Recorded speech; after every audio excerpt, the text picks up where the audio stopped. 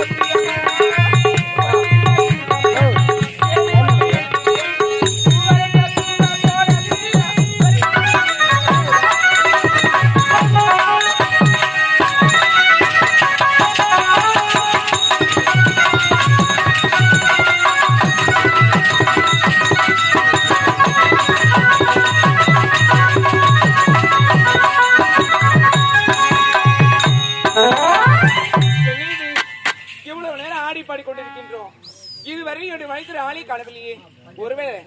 அரண்மனைக்கு சென்று விட்டு இருப்பாரா? சரி சரி அரண்மனைக்கு சென்று